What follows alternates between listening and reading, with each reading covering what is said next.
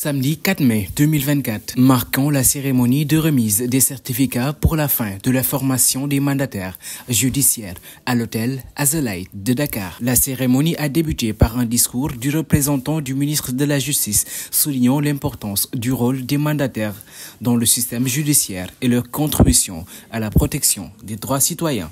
Par son acte uniforme sur les procédures collectives d'apurement du passif révisé, qui a institué la fonction de mandataire judiciaire et a demandé à chaque État partie de mettre en place son organe de régulation de la fonction de mandataire. Le Sénégal s'est conformé à cette obligation en mettant en place en 2016 son organe de contrôle dénommé Commission nationale de contrôle et de discipline des mandataires judiciaires. Et il y a eu un changement important qui a été apporté aujourd'hui dans la désignation de ces mandataires judiciaires.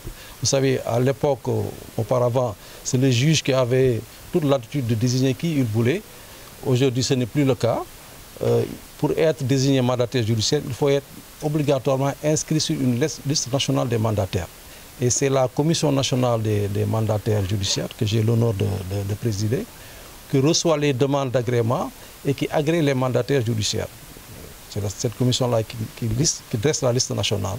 Elle a d'autres compétences, d'autres attributions, telles que le contrôle de l'exercice des missions qui sont confiées aux mandataires. Elle joue en même temps un rôle d'organe de discipline des mandataires judiciaires. Madame Aïssatou Diémé, dit Madame Diallo, présidente tribunal du commerce hors classe de Dakar, magnifie le travail des mandataires et souligne l'importance de leur rôle. Ces mandataires judiciaires interviennent dans les procédures collectives qu'on appelle communément faillites, les procédures de faillite, donc dans les procédures collectives d'apurement du passif.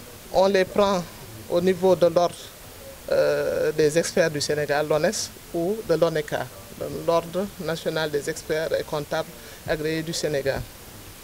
On les choisit parmi ces gens-là.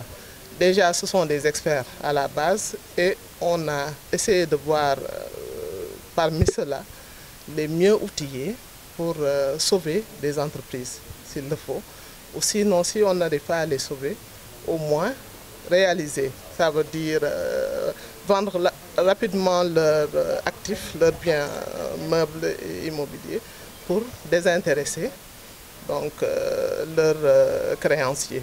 Le président de l'ONES a ensuite pris la parole pour saluer l'engagement de la justice et la défense des droits des plus vulnérables. 14 nouveaux adhérents pour rejoindre les mandataires judiciaires venus de secteurs différents. Va falloir d'abord déposer une demande au président de la commission. Il faut comprendre que les mandataires viennent de l'Ordre national des experts comptables et des comptables agréés et de l'Ordre national des experts du Sénégal et du barreau du Sénégal. Donc ce sont ces trois professions réglementées qui peuvent prétendre à être mandataires judiciaires. Aujourd'hui, il y a en fait 103 ou 104, disons, mandataires judiciaires qui sont agréés, en fait, qui sont inscrits au niveau du tableau de l'association des mandataires judiciaires. Nous sommes placés sous la responsabilité du ministère de la Justice. L'Ordre national des experts est un établissement public à caractère professionnel. Ça, les gens l'oublient. Donc les autorités doivent également prendre les dispositions nationales pour nous mettre dans les meilleures conditions possibles pour qu'on puisse exercer notre métier d'expert comme il se doit. C'est tout ce qu'on attend. On n'attend pas autre chose. Après les discours, les certificats ont été remis aux participants qui ont été chaleureusement applaudis par l'assistance. La cérémonie s'est terminée par un cocktail où les participants ont pu échanger et célébrer ensemble la fin de leur formation.